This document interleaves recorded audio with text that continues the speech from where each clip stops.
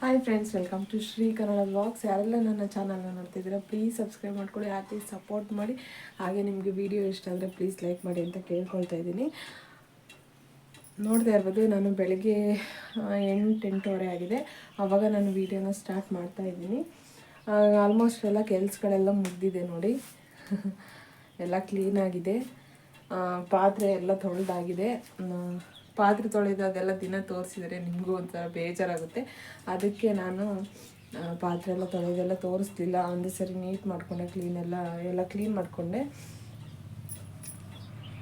So ಬನ್ನಿ, ಇವಾಗ ನಾನು ತಿಂಡಿಗೆ ಪಡ್ಡು ಮಾಡ್ತಾಯಿದ್ದೀನಿ. ಪಡ್ಡು ಮತ್ತು ಚಟ್ನಿ ಮಾಡ್ತಾಯಿದ್ದೀನಿ. ನಾನು ಯಾವ ಥರ ಮಾಡ್ತೀನಿ ಅಂತ ನಿಮಗೆ ರೆಸಿಪಿ ತೋರಿಸ್ತೀನಿ. ಏನಿಲ್ಲ, ಸಿಂಪಲ್ಲಾಗಿ ಎಲ್ಲರೂ ಮಾಡೋ ಥರನೇ ಮಾಡೋದು. ಆದರೆ ನಾನು ಯಾವ ಥರ ಮಾಡ್ತೀನಿ ಅಂತ ತೋರಿಸ್ತೀನಿ. ಮತ್ತು ಪಡ್ಡು ಚಟ್ನಿ ಎರಡು ಮಾಡ್ತಾಯಿದ್ದೀನಿ. ಬನ್ನಿ ನೋಡೋಣ ಯಾವ ಥರ ಮಾಡ್ತೀನಿ ಅಂತ ನಿಮ್ಮ ಹತ್ರನೇ ಶೇರ್ ಮಾಡ್ಕೊಳ್ತೀನಿ. ಸೊ ಫ್ರೆಂಡ್ಸ್, ಎಲ್ರಿಗೂ ಹೊಸ ವರ್ಷದ ಹಾರ್ದಿಕ ಶುಭಾಶಯಗಳು. ಇದು ಹೊಸ ವರ್ಷದ ವ್ಲಾಗ್ ನಾನು ಹಾಕ್ತಾ ಇರೋದು. ಬೆಳಗ್ಗೆ ಪಡ್ಡು ಮಾಡೋಣ ಅಂತ ಹೆಚ್ಚಿಟ್ಕೊಂಡಿದ್ದೀನಿ ನೋಡಿ. ಅದು ಹೇಳಿದೆ ಆವಾಗಲೇ. ಅದಕ್ಕೆ ಪಡ್ಡಿಗೆ ಏನೇನು ಬೇಕು ಅಂತ ಇಲ್ಲೇ ತೋರಿಸ್ತಾ ಇದ್ದೀನಿ. ಹಸಿಮೆಣ್ಸಿನ್ಕಾಯಿ, ಈರುಳ್ಳಿ, ಹಾಗೆ ಕೊತ್ತಂಬರಿ ಸೊಪ್ಪು, ಕಾಯಿ ತುರಿ.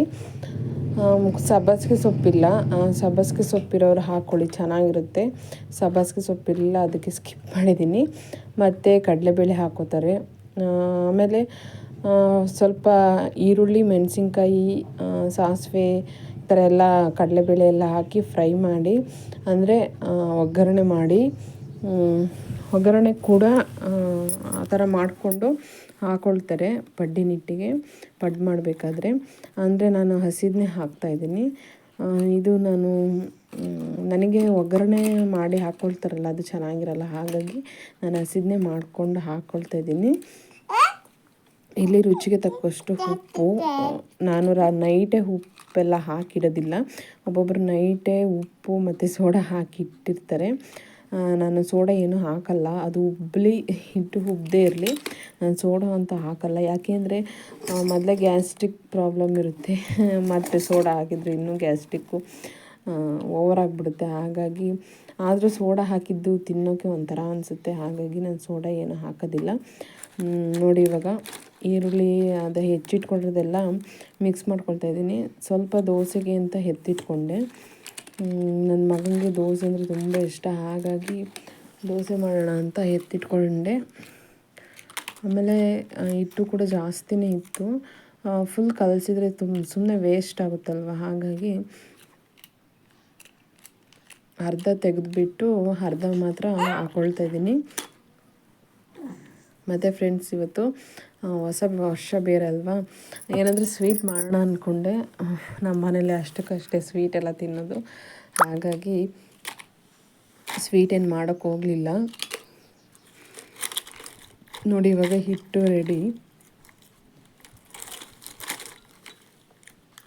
ಆಮೇಲೆ ನಾವು ಸ್ವೀಟು ತಿನ್ನಬೇಕು ಅನ್ನಿಸ್ದಾಗ ಮಾಡ್ಕೊಂಡು ತಿಂದುಬಿಡ್ತೀವಿ. ಹಂಗಾಗಿ ಇದೇ ಟೈಮಿಗೆ ಮಾಡಬೇಕು ಸ್ವೀಟು ಅಂತ ಏನಿಲ್ಲ. ನಮಗೆ ಯಾವಾಗ ಅನಿಸುತ್ತೆ ಆವಾಗ ಮಾಡ್ಕೊಂಡು ತಿಂತೀವಿ. ಆದರೂ ಜಾಸ್ತಿ ಸ್ವೀಟ್ ತಿನ್ನಲ್ಲ ನಮ್ಮ ಮನೆಯವರು. ಹಾಗಾಗಿ ಸ್ವೀಟ್ ಸ್ವಲ್ಪ ಕಮ್ಮಿನೇ ನಾವು ತಿನ್ನೋದು. ಇಲ್ಲಿ ನೋಡಿ, ಖಾರಕ್ಕೆ ಚಟ್ನಿಗೆ ರುಬ್ಕೊಳ್ತಾ ಇದ್ದೀನಿ. ಕಾಯಿ, ಕೊತ್ತಂಬರಿ ಸೊಪ್ಪು, ಹುಣಸೆಹಣ್ಣು ಮತ್ತು ಹಸಿಮೆಣ್ಸಿನ್ಕಾಯಿ, ಬೆಳ್ಳುಳ್ಳಿ ಹಾಕ್ಕೊಂಡೆ. ಇವಾಗ ಚಟ್ನಿ ಎಲ್ಲರೂ ಮಾಡ್ತಾರೆ, ತೋರಿಸ್ದೆ ಅಷ್ಟೇ ನಾನೇನೇನು ಹಾಕ್ಕೊಳ್ತೀನಿ ಅಂತ.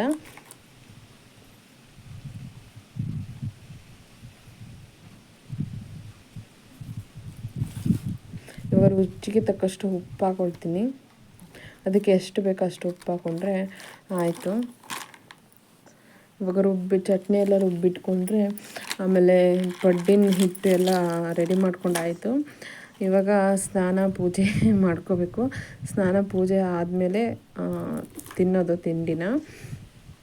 ಇಲ್ಲಿ ನೋಡಿ, ನನ್ನ ಮಗಳು, ನಮ್ಮ ಮನೆಯವರು, ನಂದು ಅಡುಗೆ ಎಲ್ಲ ಆಗೋ ತನಕ ಹಿಂಗೆ ಅವ್ರು ಇಟ್ಕೊಂಡಿರ್ತಾರೆ.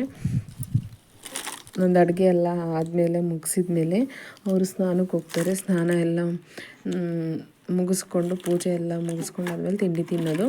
ನೋಡಿ, ಇವಾಗ ಅವ್ರು ಸ್ನಾನಕ್ಕೆ ಹೋದ್ರು, ನಾನು ಇವಳನ್ನೇ ಇಟ್ಕೊಂಡು ಬಂದೆ. ನನ್ನ ಮಗ ಅವನು ಆಟ ಆಡೋಕ್ಕೆ ಅಂತ ಹೋಗಿದ್ದಾನೆ ಹೊರಗಡೆ. ಅವನಂತೂ ಮನೆಗೆ ಇರೋದಿಲ್ಲ. ನೋಡಿ, ಹೆಂಗೆ ನಗ್ತಾ ಇದ್ದಾಳೆ, ಎಷ್ಟು ಖುಷಿಯಾಗಿರ್ತಾಳೆ ಅಂದರೆ ಯಾವಾಗಲೂ ಅಷ್ಟೇ, ಯಾರಾದರೂ ನಗಿಸಿದ್ರೆ ಸಾಕು ನಗ್ಬಿಡ್ತಾಳೆ. ಇವಾಗ ಪಡ್ಡು ಹಾಕೋಣ ಅಂತ ಅವ್ರದ್ದು ಪೂಜೆ ಎಲ್ಲ ಆಯ್ತಲ್ವ, ಹಾಗಾಗಿ ಬಂದೆ. ಪಡ್ಡು ಹಾಕ್ಕೊಂಡು ಪಡ್ಡು ಹಾಕ್ಬಿಟ್ರೆ ಅವರಿಗೆ, ನನ್ನ ಮಗನಿಗೆ ದೋಸೆ ಒಯ್ದು ಕೊಟ್ಟೆ, ಅವನು ದೋಸೆ ತಿಂತಾ ಇದ್ದಾನೆ. ಇವ್ರಿಗೆ ಪಡ್ಡು ಹಾಕೊಳ್ಳೋಣ ಅಂತ ಬಂದೆ. ಅವನಿಗೆ ದೋಸೆ ಅಂದರೆ ತುಂಬ ಇಷ್ಟ, ಹಾಗಾಗಿ ನಾನು ದೋಸೆನೇ ಜಾಸ್ತಿ ಇಷ್ಟಪಡೋದು.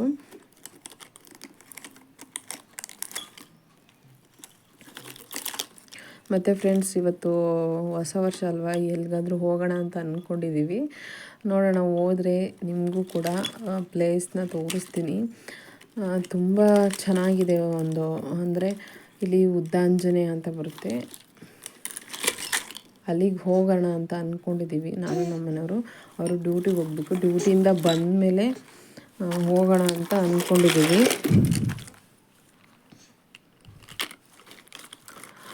ತುಂಬ ಚೆನ್ನಾಗಿದೆ ಆಂಜನೇಯ ಸ್ವಾಮಿ. ಅದು ಒಡೆದು ಮೂಡಿರೋದು ಅಂತಾರೆ. ಅದು ತುಂಬ ದೊಡ್ಡದು, ಭಾಳ ಉದ್ದ ಇದೆ. ಅದು ಆಂಜನೇಯ ಸ್ವಾಮಿ ಕಲ್ಲಲ್ಲಿ ಒಡೆದು ಮೂಡಿರೋದು ಅಂತ ಹೇಳ್ತಾರೆ. ಅದಕ್ಕೆ ಹೋಗೋಣ ಅಂತ ಮಾಡ್ಕೊಂಡಿದ್ದೀವಿ ಇವತ್ತು. ನೋಡೋಣ, ಹೋದರೆ ನಿಮಗೂ ಪ್ಲೇಸ್ನ ತೋರಿಸ್ತೀನಿ. ಮತ್ತು ಇಲ್ಲಿ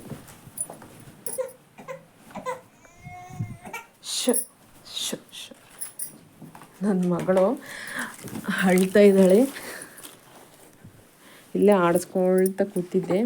ಈ ಮಕ್ಕಳನ್ನ ಸಂಭಾಳಿಸಂತೂ ಭಾಳ ಕಷ್ಟ. ಇಲ್ಲಿ ಇಲ್ಲಿ ಗಿಣ್ಣು ಅಂತ, ಇದು ಹಸಿನ ಹಾಲಲ್ಲಿ ಮಾಡ್ತಾರೆ ಗಿಣ್ಣ ಅಂತ.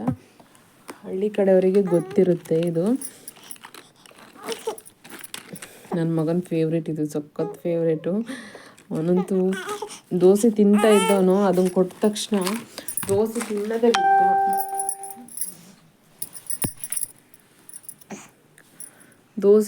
ಬಿಟ್ಟ. ದೋಸೆ ತಿನ್ನೋದು ಬಿಟ್ಟು ಗಿಣ್ಣ ತಿಂದು ಹೊಟ್ಟೆ ತುಂಬಿತು. ನನಗೆ ದೋಸೆ ಬೇಡ ಅಂತ ದೋಸೆ ತಿನ್ನಲೇ ಇಲ್ಲ ಅವನು ಕೊನೆಗೂ.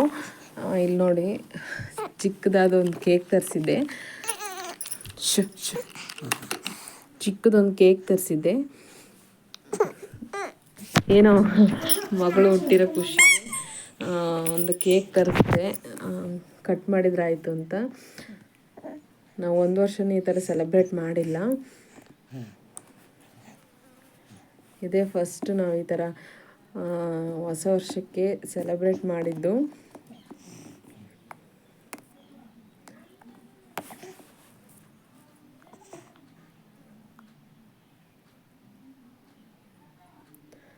ಕೇಕ್ ಕಟ್ ಮಾಡಿಕೊಂಡೆ, ದೇವಸ್ಥಾನಕ್ಕೆ ಹೋಗೋಣ ಅಂತ ಕೇಕ್ ಕಟ್ ಮಾಡಿದ್ವಿ. ನನ್ನ ಮಗ ಒಂದು ಸ್ವಲ್ಪನೂ ಮುಟ್ಲಿಲ್ಲ ನೋಡಿ, ಕೇಕ್ ಸ್ವಲ್ಪನೂ ತಿನ್ನಲೇ ಇಲ್ಲ ಕೇಕ್ನ.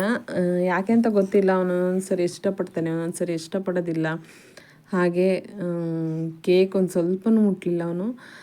ನೋಡಿ, ಇಲ್ಲಿ ನನ್ನ ಮಗಳಿಗೆ ಕೇಕ್ ತಿನ್ನಿಸಿದ್ರ ಅಂತ ಮಾತ್ರ ಹೇಳಬೇಡಿ, ಕಮೆಂಟ್ ಮಾಡಬೇಡಿ. ಅವಳಿಗೆ ಸ್ವಲ್ಪ ಬ್ರೆಡ್ ಥರದ್ದಿಟ್ಟೆ. ನಾವೆಲ್ಲ ಬ್ಯಾಗೆಲ್ಲ ಅವಳಿಗೆ ಏನೇನು ಬೇಕು ಎಲ್ಲ ಪ್ಯಾಕ್ ಮಾಡ್ಕೊಳ್ತಾ ಇದ್ದೀವಿ ನಾವಲ್ಲಿ. ನನ್ನ ಮಗ ಏನೋ ಮಾಡ್ತಾಯಿದ್ದ ಕೇಕ್ ಹತ್ರ. ಅಲ್ಲೆಲ್ಲ ಮುಗಿಸ್ಕೊಂಡು ಬಟ್ಟೆ ಎಲ್ಲ, ಅಂದರೆ ಅವಳಿಗೊಂದು ಜೊತೆ ಬಟ್ಟೆ ತೊಗೊಳ್ತೀನಿ ನಾನು ಎಲ್ಲಾದರೂ ಹೋಗ್ಬೇಕಾದ್ರೆ. ನೀರು ಬಾಟ್ಲು, ಇನ್ನೇನು ಮಕ್ಳದ್ದೆಲ್ಲ ಡೈಪರ್ಸ್ ಎಲ್ಲ ಇಟ್ಕೊಂಡು ರೆಡಿಯಾಗಿ ಹೊರಟ್ವಿ. ನೋಡಿ, ಇದು ಕಾಡು ಮಧ್ಯೆ ಇದೆ ದೇವಸ್ಥಾನ. ಫುಲ್ಲು ಕಾಡೇ ಇರೋದು. ಆ ದೇವಸ್ಥಾನಕ್ಕೆ ಹೋಗಬೇಕಾದ್ರೆ ಫುಲ್ಲು ಕಾಡು ನೋಡಿ, ಮರಗಳು. ಆ ಕಡೆ ಈ ಕಡೆ ಏನೂ ಇಲ್ಲ, ಮನೆಯೂ ಸಹ ಇಲ್ಲ, ಮರಗಳು, ಕಾಡು ಥರ ಇದೆ, ಫುಲ್ಲು ಕಾಡು ಥರ.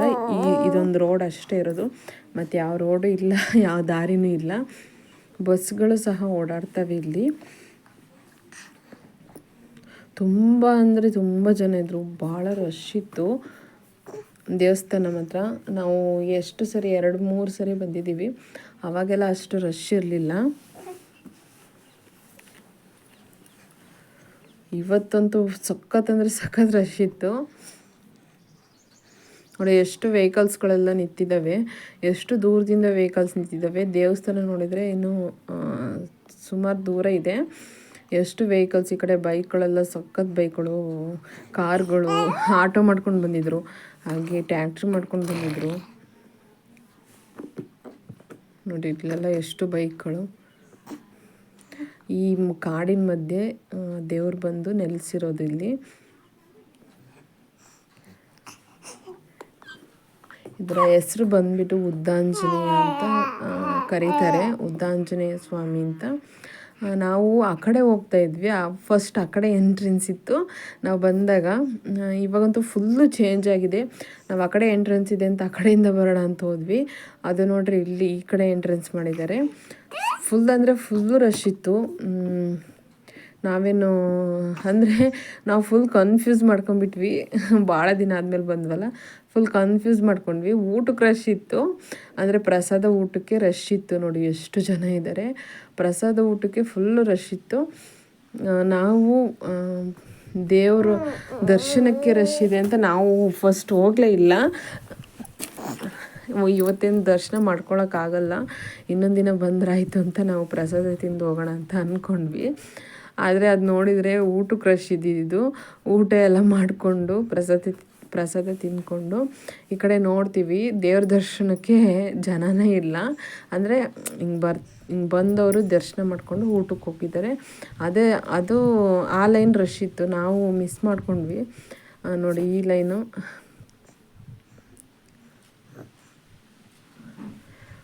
ನೋಡಿ ದರ್ಶನಕ್ಕೆ ಅಷ್ಟು ರಶ್ ಇಲ್ಲ, ಯಾಕೆಂದರೆ ಬಂದವರು ದರ್ಶನ ಮಾಡ್ಕೊಂಡು ಹೋಗ್ಬಿಡ್ತಾರೆ.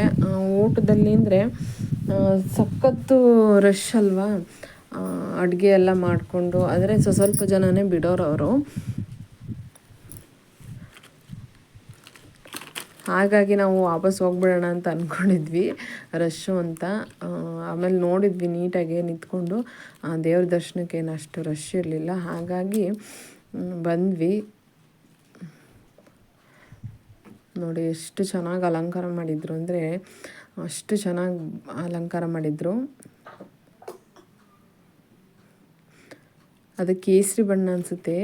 ಕೇಸರಿ ಬಣ್ಣದಲ್ಲಿ ತುಂಬ ಚೆನ್ನಾಗಿ ಅಲಂಕಾರ ಮಾಡಿದರು. ಅಲ್ಲೇ ನೋಡ್ಕೊಂಡು ನಿಂತ್ಕೋಬೇಕು ಅನ್ನಿಸ್ತಾ ಇತ್ತು ದೇವ್ರನ್ನ, ಹಂಗೆ ಅಷ್ಟು ಚೆನ್ನಾಗಿ ಅಲಂಕಾರ ಮಾಡಿದರು. ನೋಡ್ರಿ ಎಷ್ಟು ಚೆನ್ನಾಗಿ ಕಾಣ್ತಾ ಇದೆ ಇದೇ ಮೂರ್ತಿ.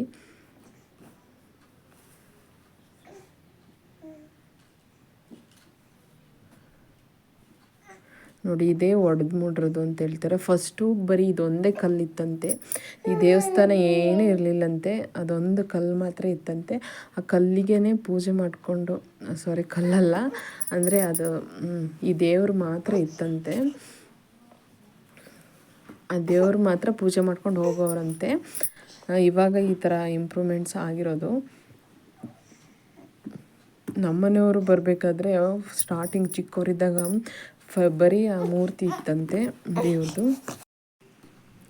ಸೊ ಫ್ರೆಂಡ್ಸ್, ಆವಾಗಲೇ ನೋಡಿದ್ರಲ್ವ, ಅದು ಕಾಯಿನು ಆ ಕಲ್ಲಿಗೆ ಕಾಯಿನ ಅಂಟಿಸಿದ್ರೆ ನಾವೇನಾದರೂ ಅಂದ್ಕೊಂಡು ಮನಸ್ಸಲ್ಲಿ ಅದನ್ನು ನೆರವೇರುತ್ತಂತೆ. ಗೊತ್ತಿಲ್ಲ ನನಗೆ, ನಾನು ಯಾವತ್ತೂ ಟ್ರೈ ಮಾಡಿಲ್ಲ. ಅಲ್ಲಿ ಮಾಡ್ತಾಯಿದ್ರು, ಅಲ್ಲಿ ಟ್ರೈ ಮಾಡ್ತಾಯಿದ್ರು ಕಾಯಿನ ಅಂಟಿಸೋದಕ್ಕೆ.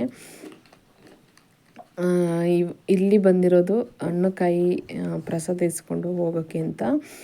ಇಲ್ಲಿ ನನ್ನ ಮಗಳು ನಮ್ಮ ಮನೆಯವ್ರು ನಿಂತ್ಕೊಂಡು ಕಾಯ್ತಾಯಿದ್ರು ನನ್ನನ್ನು.